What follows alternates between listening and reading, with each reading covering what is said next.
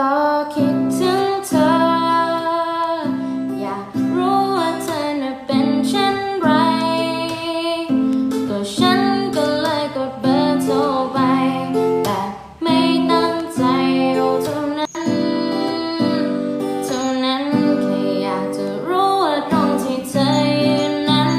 มีฝนตกไหมสบายดีไหมเธอกลัวฟ้าร้องหรือเปล่าเธอหากตรงนั้นไม่มีใครฉันพร้อมจะไปในคืนที่ฝนโปรย